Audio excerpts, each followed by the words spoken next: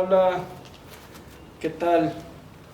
Aquí relajándome un rato y pensando, recordando.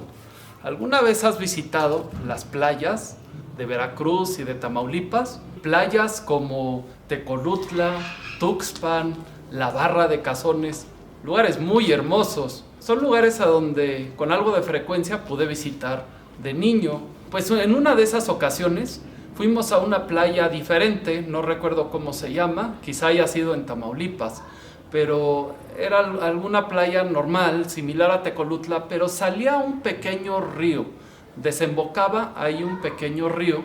En ese lugar, pues como acostumbraban los chavos grandes, pues se fueron a donde había olas grandes a jugar, y yo me quedé solo, tenía unos 8 años de edad, y estaba jugando solo, ahí donde desembocaba el pequeño río. Y pues completamente solo, ¿no? Ahí estaba mi mamá a corta distancia mirándome, y yo era muy aventurero.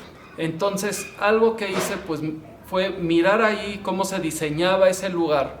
Llegaba al río y salía al mar, y realmente estaba muy bajita el agua, llegaban las olas del mar pero ya muy pequeñas, y donde desembocaba ese río había un surco donde pasaba más fuerte la corriente, no muy fuerte pero un poco más fuerte, y ahí se hacía un surco más profundo, y ese era el lugar más divertido. Y pues yo descubrí que me podía echar un clavado ahí a lo hondo de ese surco y nadar por debajo del agua. Yo no sabía nadar, pero sí podía moverme por debajo del agua como ranas. Entonces me iba por lo hondo y salía a donde llegaban las olas y ya se hacía más bajito, y ya me salía yo del agua y lo volvía a hacer. Me regresaba corriendo y me echaba otro clavado a lo hondo, me iba con la corriente así nadando hacia el mar y volvía a salir. Esto fue muy divertido. Pues cuando mi mamá vio que yo estaba entretenido, ella se fue por unas cosas a la camioneta, y enseguida de que ella se fue y yo estaba jugando, pasó una parejita, unos enamorados, y se me quedaron viendo en lo que yo jugaba, y pues me estaban observando, y yo queriendo presumir dije, ay, esta vez se van a sorprender lo que aguanto yo debajo del agua. Entonces me fui más atrás y me eché el clavado y me fui por abajo, pero me cansé. Andaba nadando por debajo del agua, pero ya sentí la necesidad de respirar, y salí para respirar y me quise parar, pero estaba yo en lo más hondo, estaba muy cerca de la orilla, ahí estaba la parejita. Entonces quise pedir ayuda, pero me volvía a hundir, y el jovencito me vio, pero no reaccionó, estaba muy distraído con su novia, supongo. Agarraron y que se van caminando, y yo nada más vi que se iban, y yo desesperado trataba de nadar pero no podía. Me empecé a desesperar, a patalear, y no podía. Empecé a tragar agua. ¿Sabes? El mundo es muy peligroso para los que confían de más, pero también hay peligro en confiar de menos, en no escuchar las advertencias de aquellos en quien deberíamos de confiar. No me ahogué, batallé un rato, bajé otra vez debajo del agua y desesperadamente me moví, intenté otra vez pararme y ya pude. Ya había llegado a donde estaban las olas y el agua menos profunda, y me pude salir del agua, espantado, desesperado, tosiendo un poco de agua salada, pero salí bien. ¿Cómo le hacemos? ¿Cómo le hacemos para prevenir? ¿Cómo le hacemos para estar preparados? Tenemos que saber en quién confiar. Enseñarles a nuestros niños en quién confiar no es un proceso fácil, porque los sinvergüenzas que les pueden hacer daño pueden ser muy astutos y emplean engaño. Puede ser muy difícil entender eso y detectar el engaño. Miren, vamos a platicar más de esto. Acompáñenme. El engaño puede ser muy difícil de detectar, sobre todo cuando el engañador abusivo es un miembro de la propia familia o un vecino de confianza. Por eso el mundo viene a ser un lugar peligroso, lleno de vanidades, de corrupción, de engaño y de egoísmo. Por eso, hablemos primero de qué es confiable. Hablaremos de quién es confiable. Primero, ¿qué es confiable?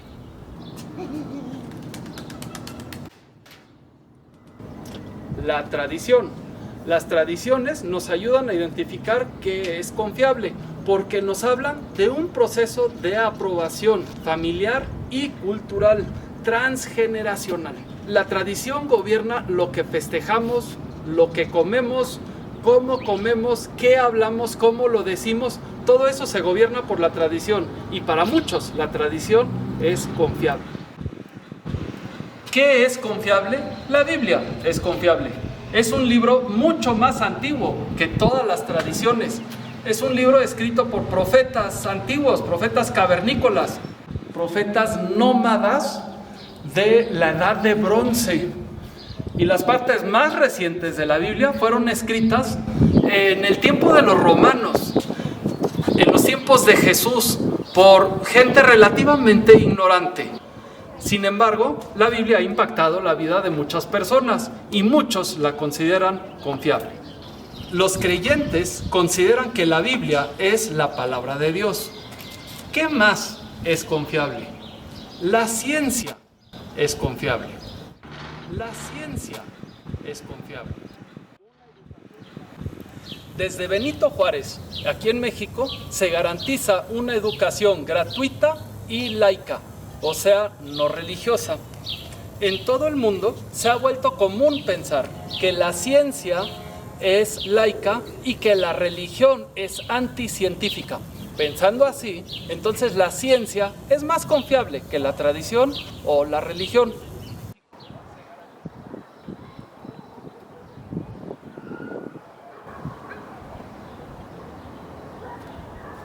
¿En qué más podemos confiar? En las autoridades, en los sistemas mundiales e internacionales. Podemos confiar en las autoridades porque ellos tienen la responsabilidad de ser confiables. Los sistemas de salud, de protección y de información internacionales pueden ser confiables porque las naciones interesadas los pueden vigilar y verificar que todo sea correcto, que no exista engaño o abuso. Muchos buscan un equilibrio entre estas cosas. No darle toda la fuerza a ni uno, sino tomar todas las cosas en cuenta. Un equilibrio entre la tradición, la ciencia, las autoridades y los medios de comunicación. Sin embargo, ¿cómo puedes equilibrar información contradictoria?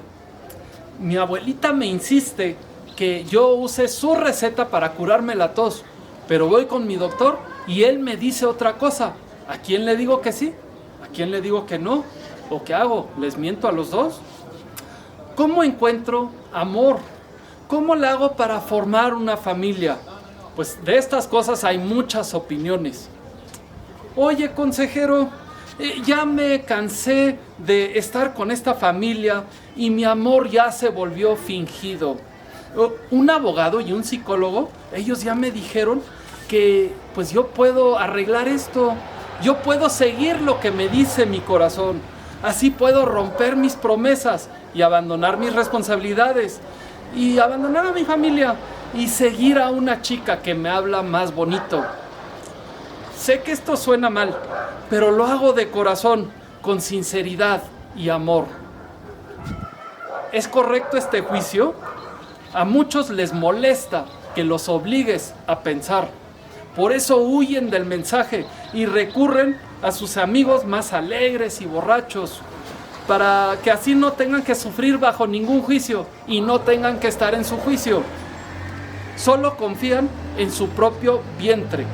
Jóvenes, búsquense amigos así, los que prometan lealtad pero no la conozcan.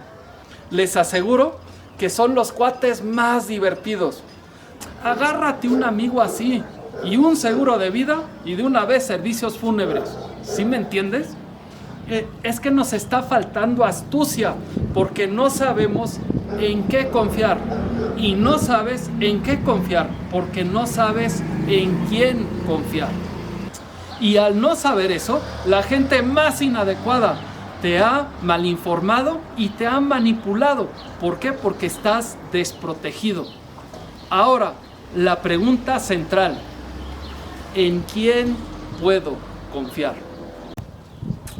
¿Quién es confiable? ¿El representante de la tradición o de la religión? Sí. ¿Cuál de ellos? Considéralo. ¿El nuevo humano? ¿El más evolucionado? ¿El más educado? La ciencia. Sí, pero ¿según quién? ¿Cuál de ellos? ¿En quién vas a confiar? No, dice alguien, solo puedo confiar en mis familiares. En tus familiares. ¿En cuál de ellos? ¿Todos ellos están de acuerdo en lo que te dicen? ¿Ves? Tienes que decidir en quién confiar. Ahora, ¿qué sucede si consideras ese libro antiguo? ¿Qué sucede si consideras el libro escrito por cavernícolas, por hombres casi sin educación? ¿Qué sucede si consideras la Biblia? Entonces, ¿en quién confiarías? Los que toman en serio la Biblia. Ellos, ¿a quién le hacen caso? La Biblia nos presenta solamente a un hombre. Estamos hablando nada más ni nada menos que el Señor Jesús, Jesús de Nazaret. ¿Quién es Jesús? Jesús es el que restaura la imagen del Creador en ti. ¿Deseas eso? Atención, Atizapán. Este es el tercer mensaje de una serie de 10. El último fue de Mateo 24, donde el Señor Jesús nos presenta las profecías, lo que está por venir, para estar preparados para el tiempo del fin. Pero ¿por qué hacerle caso a Él? Toda la Biblia es un argumento para que le hagas caso a un hombre, al Señor Jesús. Por lo pronto, vamos a ver 13 argumentos del Evangelio según San Mateo. En el capítulo 1 vemos a Jesús como el hijo de David, el hijo de Abraham. Él es linaje de los pactos eternos. Él es hijo de David, David el rey. Claro, lo conoces. Estas son las mañanitas que cantaba ¿quién? El rey David, exacto. Al ser hijo de Abraham, estamos vinculados a través de Jesús a las promesas eternas de Dios para dar bendición a todas las familias de toda la tierra. También en Mateo 1 dice, y llamarás su nombre Jesús. ¿Por qué Jesús? Porque Jesús significa Jehová salva, Jesús. También en Mateo 1 dice que Jesús, siendo concebido por el Espíritu Santo, es Dios con nosotros, Emmanuel. En el capítulo 2, Jesús es el rey de los judíos, que es reconocido por los magos del oriente, que le traen regalos, oro, incienso y mirra. En Mateo capítulo 3 habla del bautismo de Jesús, y se oyó una voz del cielo que decía, este es mi Hijo amado, a quien he elegido. Por eso debemos de hacerle caso. En Mateo capítulo 5 dice que Jesús vino a cumplir toda la ley. En Mateo 7, Jesús es el maestro, el profesor de verdadera autoridad. Jesús es el profetizado Hijo del Hombre, el que tiene autoridad para perdonar pecados. En Mateo 12, Jesús es el Señor del día de reposo, el que tiene autoridad para decir cómo se lleva a cabo el día de reposo. También Jesús es el ungido, el Hijo del Dios viviente. En Mateo 17, nuevamente se escucha la voz del cielo que dice, este es mi Hijo amado, a quien yo he elegido. A él oíd. En Mateo 21, Jesús es el Hijo de David, el que viene en el nombre del Señor. En Mateo 22 dice que el rey David, hablando de su descendiente, el Mesías, le llama el Señor. ¿Por qué el Padre le llama Señor a su descendiente? ¿Sabes por qué? porque Jesús es el Señor. Sí, Él es el Señor y los prudentes le hacen caso. Y me atrevo a decir que el que no confía en Jesús es porque no ha tomado ni 2 minutos para conocerlo. Te reto, te invito, conoce a Jesús, lee todo el Evangelio de Mateo. Sí, tómate tu tiempo y lee todo el Evangelio de Mateo. Son como 3 horas de lectura, pero lee con los ojos abiertos y atrévete a conocerlo. Atención a Atizapán. Estamos en el tercer mensaje de 10 y los temas que siguen, pues te los quiero compartir. El tema número 4 es el sufrimiento y la esperanza. Tema número 5, el temor que ata y el temor que libera. Tema 6, esperanzas falsas y esperanzas reales. Tema número 7, la corrupción y las promesas políticas. Tema 8, la libertad de los hijos de Dios. Tema número 9, ¿qué significa ser católico? Ese va a estar interesante. Y tema número 10, ¿qué es la Biblia? ¿Qué son las Escrituras? Hemos estado hablando de la Biblia, hablamos hoy de sus autores muy antiguos, pero ¿qué significa que es Biblia? ¿Y por qué se llama las Escrituras? Es muy interesante. Esos son los temas que estaremos compartiendo. Te invitamos, acompáñanos. Estaremos aquí en este canal. Te esperamos.